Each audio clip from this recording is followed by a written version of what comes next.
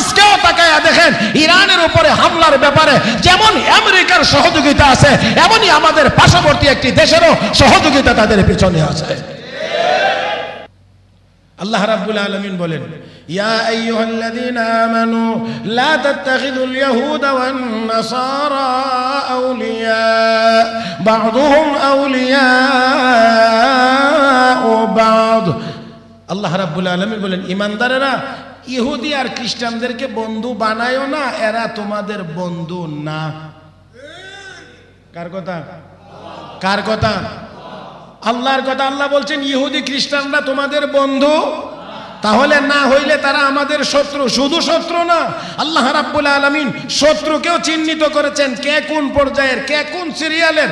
রব্বে কারীম বলেন, লাতাজিদান্না আশাদ্দান নাসি আদাওয়াতাল লিল্লাযীনা আমানুল ইয়াহুদ ওয়াল্লাযীনা আশরাকু।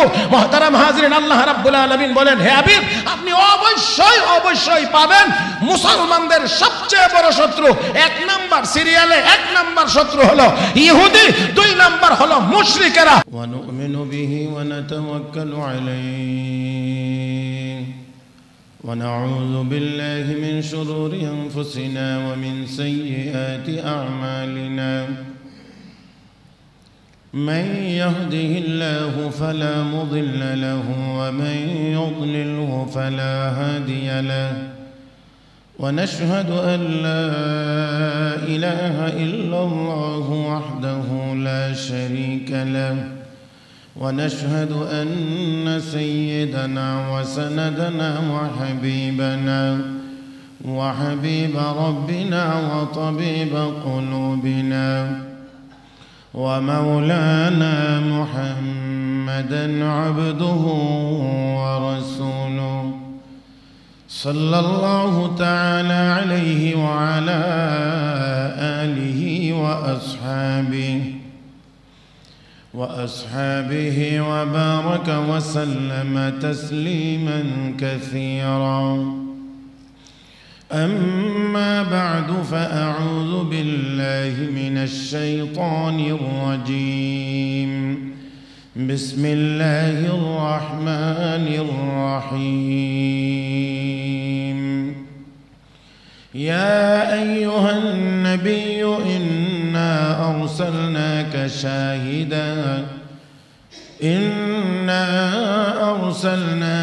شاهدا ومبشرا ونذيرا وداعيا إلى الله بإذنه وسراجا منيرا. بارك الله لنا ولكم في القرآن العظيم ونفعنا وإياكم بالآيات والذكر الحكيم.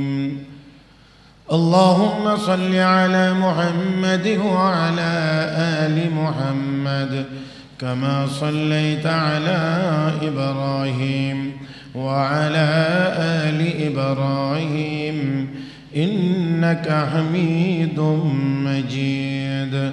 اللهم بارك على محمد وعلى آل محمد كما باركت على إبراهيم وعلى آل إبراهيم إنك حميد مجيد. محترم মুসল্লিয়ান کرام, আল্লাহ রাব্বুল আলামিনের দরবারে শুকরিয়া আদায় করছি যিনি আমাদেরকে অত্যন্ত দয়া করে মায়া করে মেহেরবানি করে পবিত্র জুমার দিনে জুমার নামাজ আদায়ের উদ্দেশ্যে মসজিদে আসার বসার তৌফিক দান করেছেন। মহব্বতের সাথে সবাই শুকরিয়া আদায় করি, পড়ি আলহামদুলিল্লাহ। আল্লাহ রাব্বুল আলামিন না চাইতেই আমাকে আপনাকে যত নিয়ামত দিয়েছেন এর মধ্যে অন্যতম একটি নিয়ামত হলো আমাকে আপনাকে আল্লাহ সর্বশ্রেষ্ঠ নবী সর্বশেষ নবীর উম্মত আল্লাহ আমাকে আপনাকে বানাইছেন। আখিরি নবীর উম্মত হওয়ার জন্যে নবীদেরও দরখাস্ত ছিল রব্বি করিমের দরবারে। সৈয়দনা হযরত ঈসা আলাইহিস সালাতু ওয়াস সালামের দোয়া আল্লাহ রাব্বুল আলামিন কবুল করেছেন যে আল্লাহ নবুয়তি দিয়ে আমাকে মর্যাদাশালী করেছেন, আখিরি নবীর উম্মত বানায়ও আমাকে আরো মর্যাদা দান করেন। আল্লাহ রাব্বুল আলামিন দোয়া কবুল করেছেন। ঈসা আলাইহিস সালামকে আল্লাহ রাব্বুল আলামিন আকাশে উঠিয়ে নিয়েছেন কিয়ামতের আগে দাজ্জালের ফিতনার মোকাবেলার জন্য। আল্লাহ রাব্বুল আলামিন ঈসা আলাইহিস সালামকে আবার আসমান থেকে আখিরি নবীর উম্মত হিসেবে অবতরণ করাইবেন। ঈসা আলাইহিস সালাতু ওয়াস সালাম অবতরণ করবেন যেই সময়ে, সেই সময়টা আসরের নামাজের সময় হবে। সিরিয়ার রাজধানী দামেস্কের কেন্দ্রীয় জামে মসজিদে ফেরেশতাদের কাঁধে ভর করে হযরত ঈসা আলাইহিস সালাতু ওয়াস সালাম দুনিয়াতে অবতরণ করবেন। নবী হিসেবে না উম্মত হিসেবে? আবারও বলছি, নবী হিসেবে না উম্মত হিসেবে? উম্মত হিসেবে। তাহলে ঈসা আলাইহিস সালাতু ওয়াস সালাম নবী ছিলেন। আমার আপনার নবী আসার আগ পর্যন্ত ওনার নবুয়ত কার্যকর ছিল। যখন আমার আপনার নবী দুনিয়াতে চলে এসেছেন, ওনার নবুয়ত অকার্যকর, ওনার নবুয়ত অকার্যকর হয়ে গেছে। আমার আপনার নবী আসার পর থেকে কিয়ামত পর্যন্ত আমার আপনার নবীর নবুয়তি কার্যকর থাকবে। তো আল্লাহ রাব্বুল আলামিন আমাকে আপনাকে না চাইতেই এই সম্মান, এই নিয়ামত আল্লাহ আমাকে আপনাকে দান করেছেন। আর সেই নবীর ব্যাপারেই আল্লাহ রাব্বুল আলামিনের ঘোষণা, ইয়া আইয়ুহান নবিয়্যু, হে আমার প্রিয় নবী, প্রিয় হাবিব, প্রিয় বন্ধু, ইন্না আরসালনাকা শাহিদা, নিশ্চয়ই আমি আল্লাহ আপনাকে সাক্ষী হিসেবে প্রেরণ করেছি উম্মতের পক্ষে। হাসরের দিন আমার আপনার নবী সাক্ষী হবেন। দেখেন,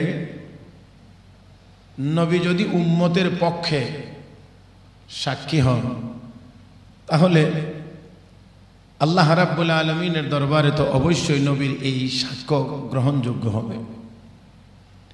সেই সাথে আরেকটি কথা স্মরণ রাখা দরকার, নবী যেমন উম্মতের পক্ষে সাক্ষী হবেন, ঠিক তেমনিভাবে নবী উম্মতের পক্ষে শফি হবেন, সুপারিশকারী হবেন। রাহমাতুল্লিল আলামিন নবী মুহাম্মদুর রাসূলুল্লাহ সাল্লাল্লাহু আলাইহি ওয়াসাল্লাম ওকিল হবেন না, ওকিল হবেন না, শফি হবেন। রসুল ওকালতি করবেন না, শাফাআত করবেন। আমি আমার যতটুকু মনে পড়ে, হয়তো আগে এই কথা আপনাদেরকে শোনাইছি, আমাদের যারা মামলা মোকদ্দমায় ওকিল হন, আইনজীবী, তারা সর্বাত্মক চেষ্টা করে তার মক্কেলকে বাঁচানোর জন্য। আর বাঁচাইতে গিয়ে সবসময় যুক্তি, তর্ক, আইনের ব্যাখ্যা, যাবতীয় সব কিছু পেশ করেন এই মর্মে যে আমার মক্কেল নির্দোষ। ভুলেও এই কথা বলবে না আমার মক্কেল দোষী। সবসময় বলবে, আইনের ব্যাখ্যা দিয়ে বলবে আমার মক্কেল। এই নির্দোষ প্রমাণের চেষ্টা করবে আইনজীবী। সর্বশেষ শত চেষ্টার পরেও যদি সাক্ষ্য প্রমাণে এই কথা বিচারকের কাছে প্রমাণিত হয় যে সে অপরাধী, সে দোষী, তখন আর তাকে সাজার হাত থেকে বাঁচানোর কোনো ব্যবস্থা আইনজীবী বা উকিলের হাতে থাকে না। রাসূল আরবি সাল্লাল্লাহু আলাইহি ওয়াসাল্লাম আল্লাহর আদালতে দাঁড়াবেন, এই কথা বলবেন না আল্লাহ আমার উম্মত নির্দোষ। নবী একবারের জন্যও এই কথা বলবেন না হে আল্লাহ আমার উম্মত নির্দোষ।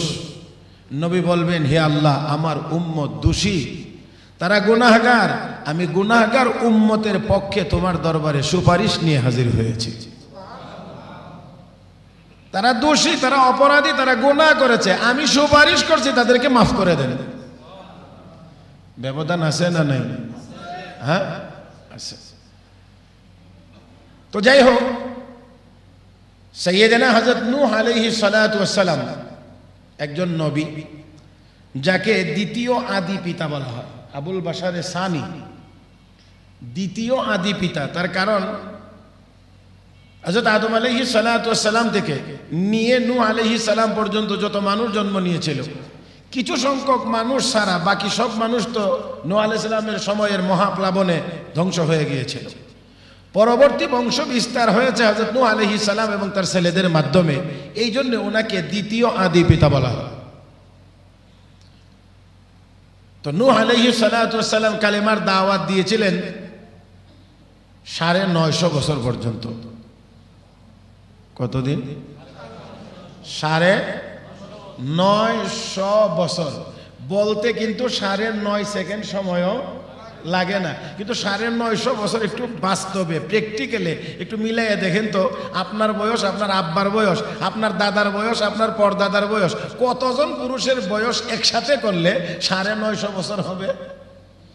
এত পুরুষ পর্যন্ত আমাদের ঠিক জানাই নেই।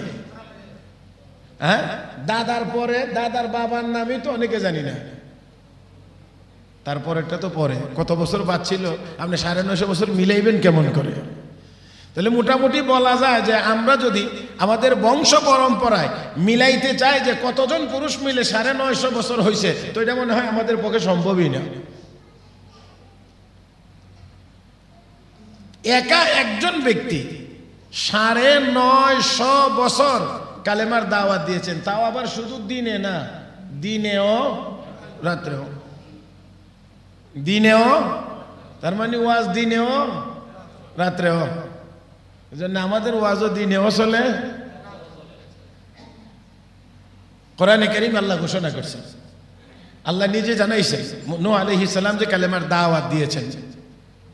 قال رب إني دعوت قومي ليلا ونهارا فلم يزدهم دعائي إلا فرارا وإني كلما دعوتهم لتغفر لهم جعلوا أصابعهم في آذانهم واستغشوا ثيابهم وأصروا واستكبروا استكبارا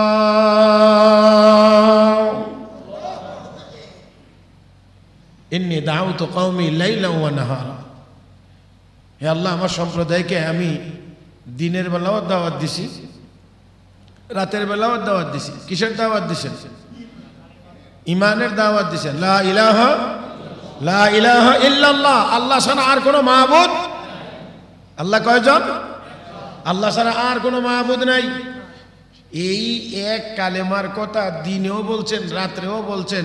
1 মাস 2 মাস বলেন নাই, 1-2 বছর বলেন নাই, 100-200 বছর বলেন নাই, 950 বছর বলছেন। ফলে মুসলমান হইছে এক বর্ণনায় 40-42 আর এক বর্ণনায় 80-82, ধরেন উপরেরটাই। তো 80 জন বা 82 জন মানুষ মাত্র কালেমাওয়ালা হইছে কত বছরে? চিন্তা করা যায়। 950 বছর কালেমার দাওয়াত দেওয়ার পরে নূহ আলাইহিস সালাম বলছিলেন, রব্বি লা তাযার আলাল আরদি মিনাল কাফিরিনা দাইয়ারা। আল্লাহ, এই জমিনে একটা ঘর আর রাখার দরকার নেই, একটা ঘর আর রাখার দরকার নাই। 950 বছর তারপরেও শুধু দাওয়াত দিছেন, আর তারা দাওয়াত শুনছে বা প্রত্যাখ্যান করেছে এমন না। নূহ আলাইহিস সালাতু ওয়াস সালামকে এমনও মারছে যে তিনি অজ্ঞান হয়ে গেছেন, এমন তারা মনে করছে মরে গেছে, এই জন্য ফেলে রেখে চলে গেছে। আল্লাহ জিব্রাইলকে পাঠাইছেন, যা আমার বন্ধুর শরীরে গিয়ে একটু হাত বোলাও। হযরত নূহ আলাইহিস সালামের শরীরে জিব্রাইল হাত বোলাইছেন, হযরত নূহ আলাইহিস সালাম পরিপূর্ণ সুস্থ অবস্থায় আবার দাঁড়িয়ে গেছেন। তো শুধু কালেমার দাওয়াত দিছে আর তারা শুনছেন, মানেন না, এতটুকু পর্যন্তই না, আঘাত আক্রমণ হয়েছে। তাহলে বোঝা গেল মুসলমানদের উপরে, ইমানদারদের উপরে, ইমানের দাওয়াত দেনেওয়ালাদের উপরে হামলা এটা নতুন বিষয় না, এটা অনেক পুরান বিষয়। আরো আস্তে করেন কিন্তু। হ্যাঁ, আজকের ইহুদিরা শুধুমাত্র এই বেঞ্জামিন না, এটার নাম হ্যাঁ বেঞ্জামিন না, এই বেঞ্জামিন না, বেঞ্জামিনের বাপ, বেঞ্জামিনের দাদা, এর পূর্বপুরুষেরাও এই জঘন্য সন্ত্রাসী ছিল। সন্ত্রাসীর ঘরেই সন্ত্রাসীদের জন্ম হয়েছে।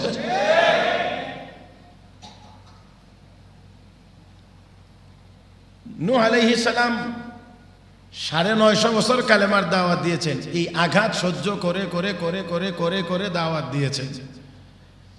আমরা যদি হইতাম, উনি যদি আল্লাহর মনোনীত পয়গম্বর না হয়ে আমাদের মতো একেবারেই সাধারণ কোনো মানুষ হইতেন আর এইভাবে দাওয়াত দেওয়া চলতো, তো আমরা তো মনে হয় সর্বোচ্চ 15 দিন, এরপরেই দোয়া করতাম যে আল্লাহ,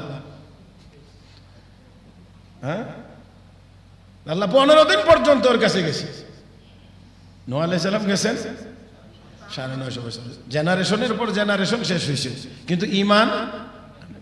এখানে সাথে আরেকটা কথা আমাদের সকলের স্মরণ রাখা দরকার। নূহ আলাইহিস সালাম কালেমার দাওয়াত দিয়েছিলেন 950 বছর, মানুষ মুসলমান হয়েছে মাত্র 80 জন। আমার আপনার নবী কালেমার দাওয়াত দিয়েছিলেন মাত্র 23 বছর, মাত্র 23 বছর। এই 23 বছরের এই কালেমার দাওয়াতে আল্লাহ রাব্বুল আলামিন নবীর জীবদ্দশায় প্রায় 1.5 লাখ মানুষকে কালেমাওয়ালা বানায়া দিয়েছেন। হ্যাঁ, তারপরে রব্বে করিমের পক্ষ থেকে ঘোষণা, আল ইয়াউমা আকমালতু লাকুম দীনাকুম, দিন কমপ্লিট। তার মানে আর নবীর প্রয়োজন হবে না, চলবে। আর নবীর প্রয়োজন হবে না, চলবে। তাহলে গোলাম আহমদ কাদিয়ানীর মতো টেরা মানুষের নবী হওয়ার কোনো দরকার হবে না। এখন চলবে আল ইয়াউমা আকমালতু লাকুম দীনাকুম, দিন কমপ্লিট, পরিপূর্ণ করে দিলাম। কত বছর? কত বছর কালেমার দাওয়াত দিয়েছেন? 23 বছর। 23 বছর। আল্লাহ দেখেন, দুনিয়াতে যারা দীর্ঘকাল ক্ষমতায় থাকে তারাও যাওয়ার সময় কাজ করে সারতে পারিনি, কাজ শেষ করতে পারিনি। আরো ক্ষমতায় থাকতে তো চাও, এরপরে চলে গেলেও যারা ভালোভাবে যায় তাদেরও এই আক্ষেপ থাকে। আধুনিক মালয়েশিয়ার রূপকার যাকে বলা হয় ডক্টর মাহাথির মোহাম্মদ, একটানা 24 বছর দেশটা শাসন করেছেন। প্রথম শাসন করার পরে স্বেচ্ছায় ক্ষমতা ছেড়ে দিয়ে তার উত্তরসূরির কাছে দিয়ে যাওয়ার সময় কয়, আমার কাজ শেষ হয় নাই, আমার অসমাপ্ত কাজ আমার উত্তরসূরি। তার যে আশা আকাঙ্ক্ষা ছিল, সেই আশা আকাঙ্ক্ষা উত্তরসূরিকে দিয়ে পুরা হচ্ছিল না, সেই জন্য তার অবসর ভেঙে আবার প্রধানমন্ত্রী হয়েছিলেন। কিন্তু সেখানে অনেক কথা, সেই কথা আমার বলা উদ্দেশ্য না। তো দেখেন, এতদিন পর্যন্ত এরকম আরো বেশি সময় যারা ছিল তারাও একই কথা, যে আমি আমার কাজ শেষ করতে পারি নাই। আর আমার আপনার নবী 23 বছর কাজ করেছেন, মাত্র 23 বছর।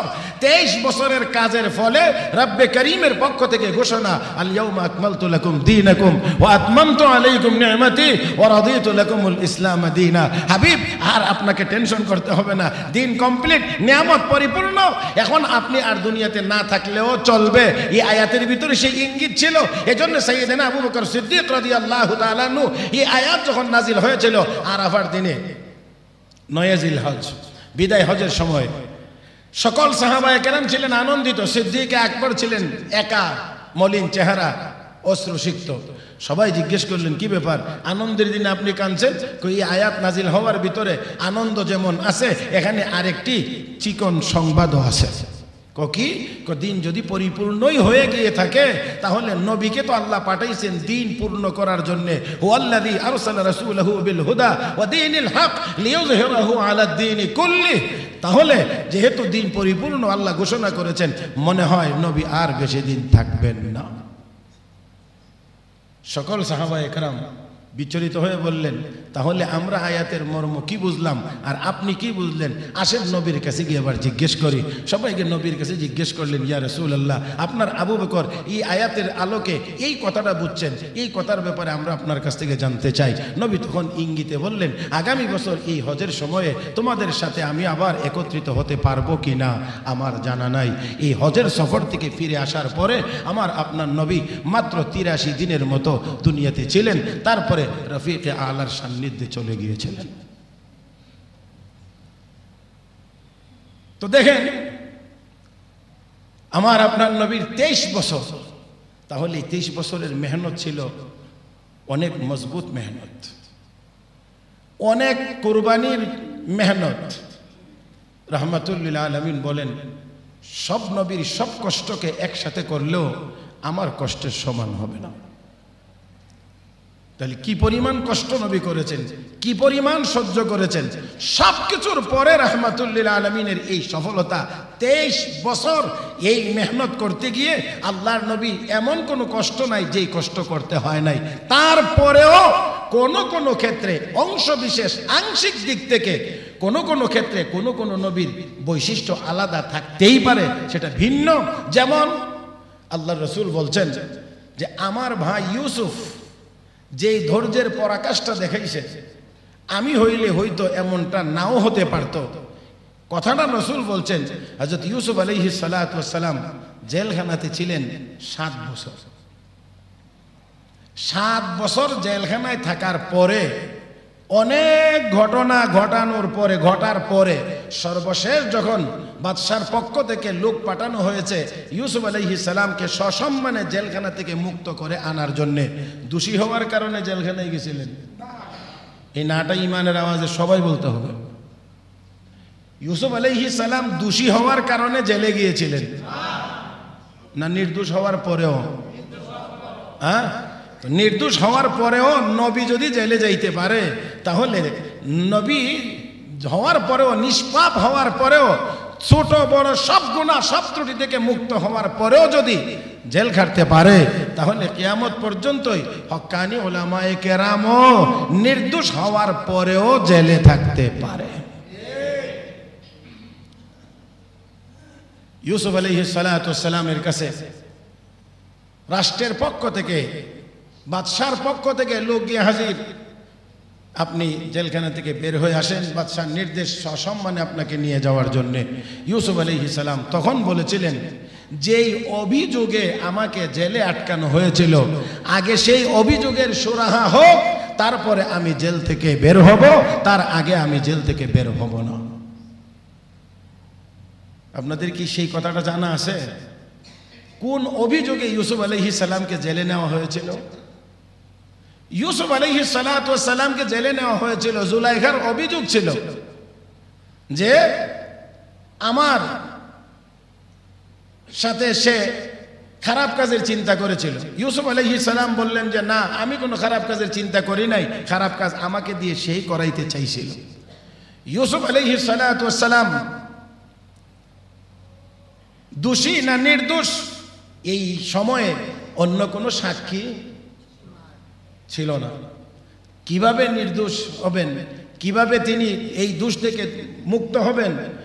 যেহেতু আল্লাহর মনোনীত পয়গম্বর, তিনি সম্পূর্ণই নির্দোষ ছিলেন। আল্লাহ তো ভালো করে জানেন, আল্লাহ তো সব জানেন, সব দেখেন। এই জন্য রব্বে করিম 6 মাসের বাচ্চার জবান আল্লাহ খুলে দিয়েছিলেন। কয় মাস? 6 মাসের বাচ্চা ডাইরেক্ট আবার এই কথা বলে না ইউসুফ নির্দোষ, জুলাইখা দোষী। এমন একটা সূত্র বা ফর্মুলা তিনি বলে দিয়েছেন, যেই ফর্মুলার মাধ্যমে প্রমাণিত হয়েছে ইউসুফ আলাইহিস সালাম নির্দোষ। আল্লাহর কোরআনে আল্লাহ বলেছেন, وشهد شاهد من أهلها إن كان قميصه قد من قبل فصدقت وهو من الكاذبين وإن كان قميصه قد من دبر فكذبت وهو من الصادقين فلما رأى قميصه قد من دبر قال إنه من كيدكن إن كيدكن عظيم।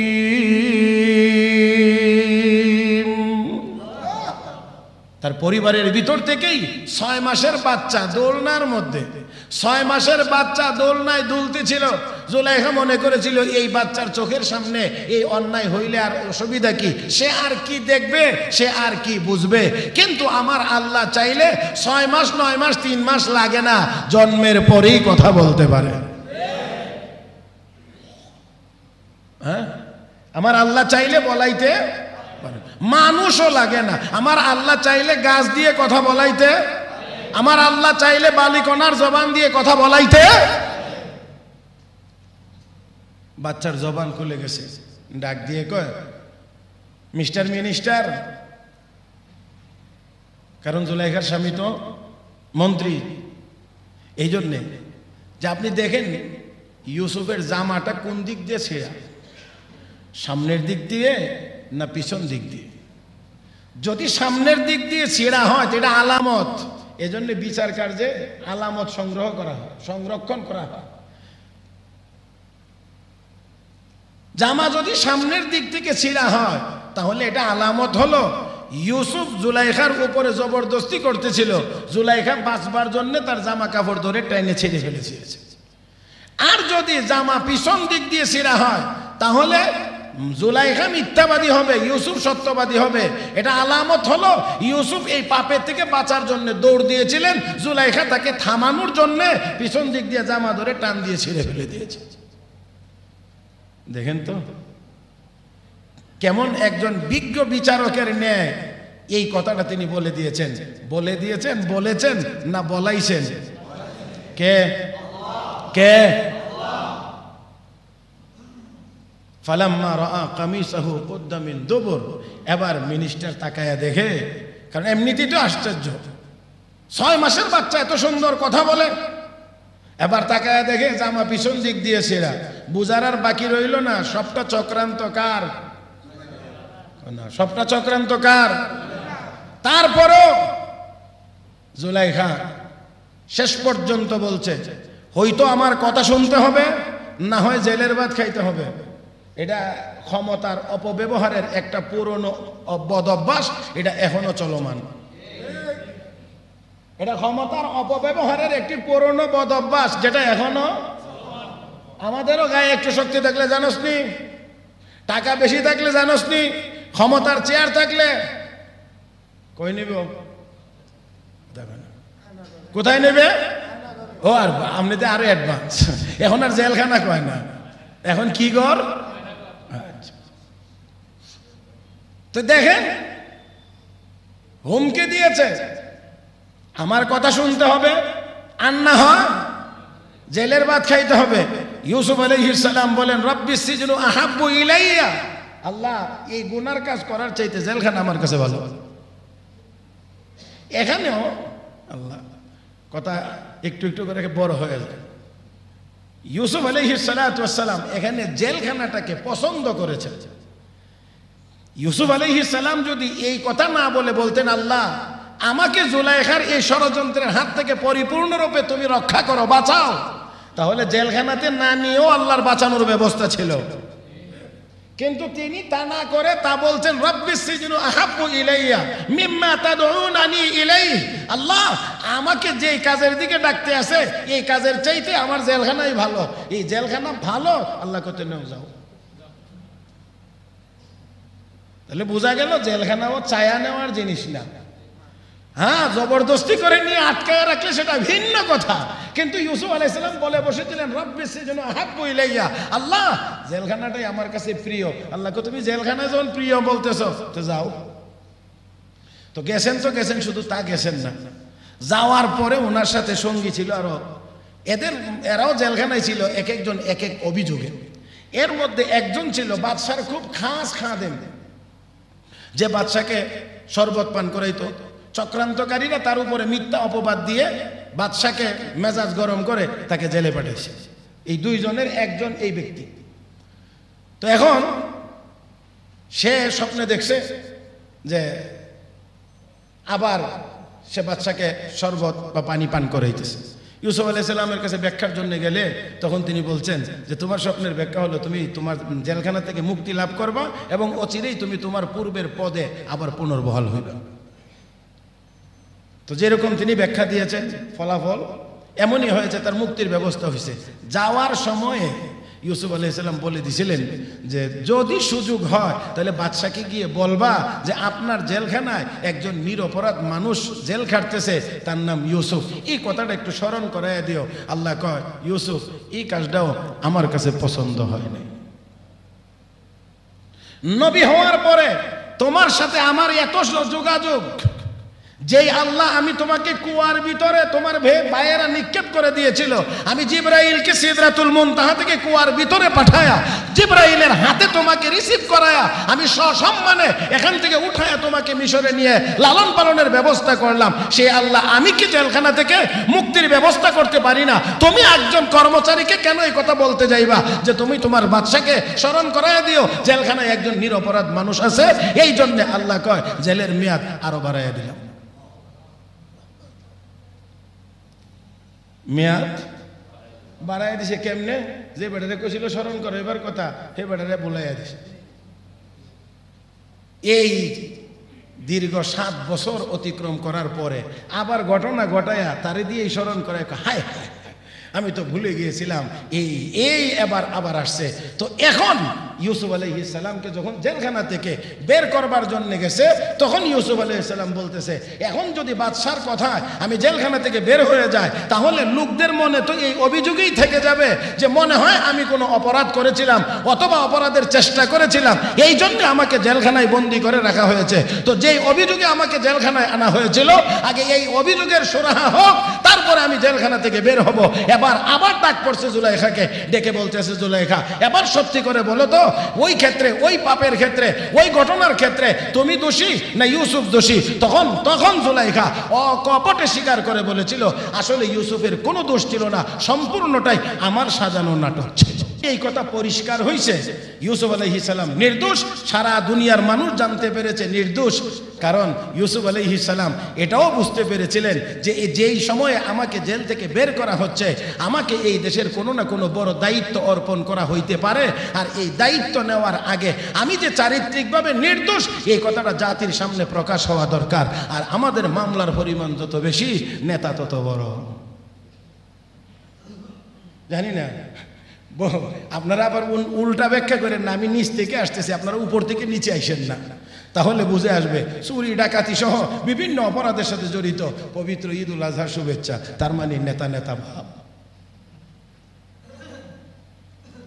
ইউসুফ আলাইহিস সালাতু ওয়াস সালাম আগে নিজেকে সম্পূর্ণ, যে আমাকে যদি দায়িত্ব দেওয়া হয়, দেশের জনগণ যেন আগে এই কথা জানে যে আমি সম্পূর্ণ নির্দোষ।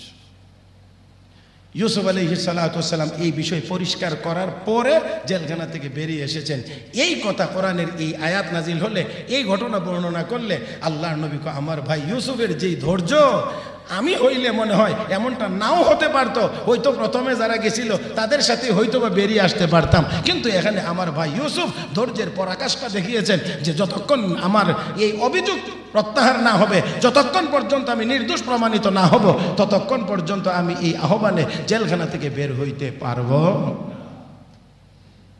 যাই হোক, আল্লাহ একটু কথা বলতে গিয়ে আমার অনেক দূর চলে গেছে, সময়ও চলে গেছে, ঘড়ির কাঁটা একেবারেই আমার এখন বরাবর কিছুক্ষণের মধ্যে ওভারটেক করে ফেলবে। এই জন্যে আমি একেবারেই কথা শেষ করতে চাইব, তা হলো যে আল্লাহর নবী হযরত নূহ আলাইহিস সালাতু ওয়াস সালাম তারপরেও ধৈর্য ধারণ করে কয়দিন কালেমার দাওয়াত দিছে? 950 বছর।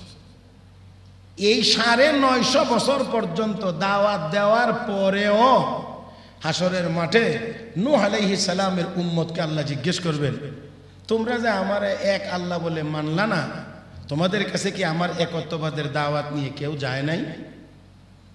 এই জালেমরা সরাসরি বলবে, আল্লাহ কেউ যায় নাই, গেলে তো আমরা অবশ্যই তোমাকে মানতাম। হ্যাঁ, কত বছর কালেমার দাওয়াত দেওয়ার পরে? চিন্তা করতে পারেন কি কতটুকু পরিমাণ মিথ্যা। আল্লাহর আদালতে বলবে, আল্লাহ কেউ যায় নাই। আল্লাহ রাব্বুল আলামিন বলবেন, নূহ তুমি কি তাদের কাছে কালেমার দাওয়াত দেও নাই? নূহ আলাইহিস সালাতু ওয়াস সালাম বলবেন, আল্লাহ অবশ্যই কালেমার দাওয়াত দিয়েছি। কেন দাওয়াত দিয়েছি এটা আল্লাহ জানেন না? হ্যাঁ জানেন। তারপরেও আর একটু সামনে যান, গেলে দেখবেন তারপরে সামনে কি আসে। নূহ আলাইহিস সালামকে আল্লাহ বলবেন, কালেমার দাওয়াত দেও নাই? আল্লাহ আমি দিনেও দিয়েছি, রাত্রেও দিছি, কিন্তু দাওয়াত দিলে কি হবে? এই জালেমরা কাফর দিয়ে আমার দেখলে চেহারা ডেকে লেত। আমার এই দাওয়াতের আওয়াজ যেন কানের ভিতরে না যায়, এই জন্য জাআলু আসাবিআহুম ফি আযানিহিম, তারা কানের ভিতরে আঙ্গুল ঢুকিয়ে দিত। আমি বলতাম তোমরা পড়ো লা ইলাহা ইল্লাল্লাহ, জালেমরা মানে আমার এই কথা যেন তাদের কানে প্রবেশই না করে। ওয়াস্তাগশাউ সিয়াবাহুম, তারা চেহারা আমার দেখলেই তারা কাপড় দিয়ে চেহারা ঢেকে ফেলত।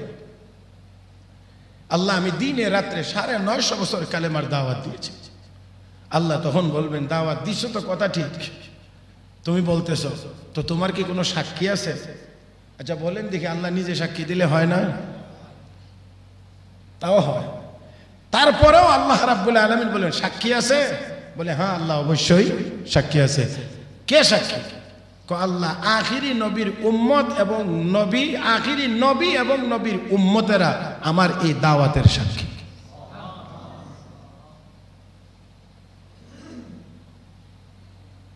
নূহ আলাইহিস সালাতু ওয়াস সালাম আর আমাদের নবীর মাঝখানে সময়ের ব্যবধান কয়েক হাজার বছর। নূহ আলাইহিস সালামের উম্মত দাঁড়াইবে, দাঁড়ায় বলবে আল্লাহ এই সাক্ষী মানি না, এই সাক্ষী আমরা মানি না। বলে কেন মানো না? না মানার কারণ হলো আমরা দুনিয়াতে এসেছিলাম কয়েক হাজার বছর আগে, তারা দুনিয়াতে এসেছিল কয়েক হাজার বছর পরে, তো আমাদের ব্যাপারে তারা আবার সাক্ষী কেমনে হবে? অতএব এই সাক্ষী মানা যাবে না, এই সাক্ষী গ্রহণযোগ্য না, এই সাক্ষী মানি না। আল্লাহ তখন বলবেন, ও আমার বন্ধুর উম্মতেরা, তোমরা এই নূহ আলাইহিস সালামের ব্যাপারে, এই নূহ পয়গম্বরের বিষয়ে সাক্ষী কেমনে তোমরা দিলা? তোমরা তো কয়েক হাজার বছর পরে দুনিয়াতে আসছিলা। তখন আখিরি নবীর উম্মতেরা বলবেন যে আল্লাহ জেরা যদি করতে হয় তাহলে আমাদেরকে না, তোমার নবীর উপরে, তোমার হাবিব, তোমার বন্ধু আখিরি নবীর উপরে যে কোরআন নাজিল করেছিলা, এই কোরআন এটা তোমার কালাম, আমাদেরকে বলছে তোমার হাবিব, তোমার নবী, আমরা তোমার কালাম বিশ্বাস করেছি তোমার নবীর জবানে শুনে, অতএব এই কোরআনে আমরা পেয়েছি নূহ আলাইহিস সালাম কালেমার দাওয়াত দিয়েছেন, তাই সাক্ষী দিয়েছি। অতএব বাকি জেরা যদি করতে হয় তাহলে জেরা আমাদের সাথে না, জেরা হবে তোমার হাবিবের সাথে। আল্লাহ রাব্বুল আলামিন তখন আমাদের নবীকে এবার বলবেন, আপনি কি বলেন আপনার উম্মত যে সাক্ষী দিছে তা কি সঠিক না বেঠিক? এই হলো আমার আপনার নবী সাক্ষী। উম্মতের পক্ষে সাফাই সাক্ষী হবেন আমার আপনার নবী। তখন নবী বলবেন আল্লাহ তোমার কালাম সত্য, আমার উম্মতের সাক্ষীও সত্য। আর একটু আস্তে কয়েন, আল্লাহ তোমার কালাম সত্য। এই অংশটার মধ্যে কারো কোনো দ্বিমত আছে নাকি? একটু সামান্য? কোন আয়াতে, কোন শব্দে? ভালো করে বলতে হবে, আবারও বলছি, কোরআনের কোন সূরায়, কোন আয়াতে, কোন শব্দে সন্দেহ, মিথ্যা হওয়ার কোনো আশঙ্কা? আবারও বলছি, মিথ্যা হওয়ার কোনো আশঙ্কা? তাহলে আমি কোরআনের একটি আয়াত তেলাওয়াত করে শোনাই। আল্লাহ রাব্বুল আলামিন বলেন, ইয়া আইয়ুহাল্লাযীনা আমানু লা তাত্তাখিযুল ইয়াহুদা ওয়ান নাসারা আউলিয়া বা'দুহুম আউলিয়াউ বা'দ। আল্লাহ রাব্বুল আলামিন বলেন, ঈমানদারেরা ইহুদি আর খ্রিস্টানদেরকে বন্ধু বানায়ো না, এরা তোমাদের বন্ধু না। কার কথা? কার কথা? আল্লাহর কথা। আল্লাহ বলছেন ইহুদি খ্রিস্টানরা তোমাদের বন্ধু, তাহলে না হইলে তারা আমাদের শত্রু। শুধু শত্রু না, আল্লাহ রাব্বুল আলামিন শত্রুকেও চিহ্নিত করেছেন, কে কোন পর্যায়ের, কে কোন সিরিয়ালের। রব্বে কারীম বলেন, লাতাজিদান্না আশাদ্দান নাসি আদাওয়াতান লিল্লাযীনা আমানুল ইয়াহুদ ওয়াল্লাযীনা আশরাকু। মুহতারাম হাজিরিন, আল্লাহ রাব্বুল আলামিন বলেন, হে হাবিব আপনি অবশ্যই পাবেন মুসলমানদের সবচেয়ে বড় শত্রু, এক নাম্বার সিরিয়ালে এক নাম্বার শত্রু হলো ইহুদি, দুই নাম্বার হলো মুশরিকেরা। আজকেও তাকায় দেখেন, ইরানের উপরে হামলার ব্যাপারে যেমন আমেরিকার সহযোগিতা আছে, এমনই আমাদের পার্শ্ববর্তী একটি দেশেরও সহযোগিতা তাদের পিছনে আছে।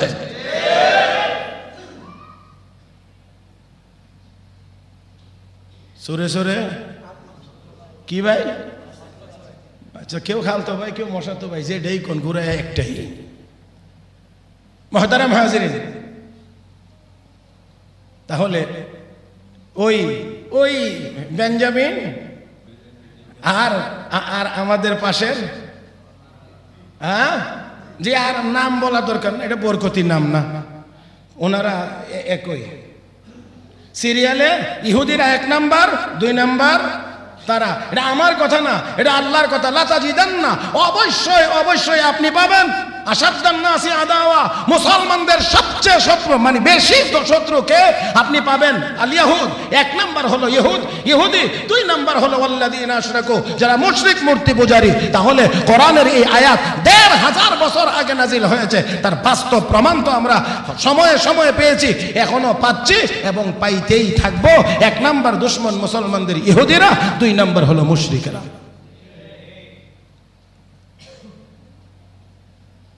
তাহলে আসেন, আল্লাহ আমাদের সবাইকে শত্রু চিনবার তৌফিক দান করুন। শত্রুকে যদি কেউ শত্রু মনে করে তাহলে তার হামলা থেকে বাঁচা সহজ, আর কেউ যদি শত্রুকে বন্ধু মনে করে তাহলে তার হামলা থেকে বাঁচা। আর শত্রুকে শত্রু মনে করাটা এটাই বুদ্ধিমানের কাজ। শত্রুকে বন্ধু মনে করা এর চেয়ে জঘন্য বোকা আর কেউ হতে পারে না। তাহলে আসেন, আল্লাহ রাব্বুল আলামিন আমার আপনার নবীকে বলবেন আপনার উম্মতের ব্যাপারে আপনি এবার সাক্ষী দেন। তখন আমার আপনার নবী বলবেন, আল্লাহ আমার উপরে কোরআন নাজিল করেছো, এই কোরআন আমি উম্মতের সামনে রেখে এসেছি, অতএব তুমি সত্য, তোমার কালাম কোরআন সত্য, আমার উম্মতের সাক্ষীও সত্য। আমি এই মর্মেই ঘোষণা দিলাম। আল্লাহ রাব্বুল আলামিন এই সাক্ষীর বদৌলতে নূহ আলাইহিস সালামকে আদালতের কাঠগড়া থেকে মুক্তি দান করে আখিরি নবীর শ্রেষ্ঠত্ব এবং নবীর উম্মতের শ্রেষ্ঠত্ব আল্লাহ হাসরের ময়দানে প্রমাণ করবেন। তাই আল্লাহ রাব্বুল আলামিন বলেন, ইয়া আইয়ুহান নাবিয়্যু ইন্না আরসালনাকা শাহিদা, হে রাসূল, হে নবী, আমি আল্লাহ আপনাকে সাক্ষী হিসেবে দুনিয়াতে প্রেরণ করেছি। মুহতারাম হাজরিন, এবারে আসেন আমার আপনার দৈনন্দিন যে আমল, সেই আমল আল্লাহর নবীর কাছে ফেরেশতার মাধ্যমে পেশ করা হয়। নবীর কাছে আমাদের আমল পেশ করা হয়। অনেকের আমল দেখে নবী বড় খুশি হন, আবার অনেকের আমল দেখে নবীর চেহারা বড় মলিন হয়। তাহলে আসুন আমরা যেন ওই কাজগুলো থেকে বিরত থাকি যেই কাজগুলোর দ্বারা নবীর চেহারা মলিন হবে, আর ওই কাজগুলোই করার চেষ্টা করি যেই কাজের দ্বারা আমার আপনার নবীর চেহারা সুন্দর হবে, নবীর চেহারা মুবারকে হাসি ফুটবে, আমরা সেই আমলের চেষ্টা করি। তো আল্লাহ রাব্বুল আলামিন নবীর এক নাম্বার কোয়ালিটি এখানে বর্ণনা করেছেন, নবী হলেন শাহিদ। আরও আছে অনেকগুলো, আলোচনা চলবে ইনশাআল্লাহ। আজকে যতটুকু আলোচনা করেছি আমরা যেন আমাদেরকে চিনতে পারি, আমরা কোন নবীর উম্মত, আমরা যেন সেই মর্যাদার কাজগুলো করতে পারি, আর সেই সাথে আমরা আমাদের শত্রুকেও যেন চিনতে পারি, তাদের চক্রান্ত আর ষড়যন্ত্র থেকে যেন আমরা আমাদের ঈমান আমল, আমাদের দেশ, আমাদের ভূখণ্ড সবগুলোকে যেন আমরা হেফাজত করতে পারি। আল্লাহ আমাদের সবাইকে তৌফিক দান করুন, আমিন ইয়া রাব্বাল আলামিন। সুবহানাকাল্লাহুম্মা বিহামদিক, আশহাদু আল্লা ইলাহা ইল্লা আনতা আস্তাগফিরুকা ওয়া আতুবু ইলাইক, ওয়া আখিরু দাওয়ানা আনিল হামদুলিল্লাহি রাব্বিল আলামিন।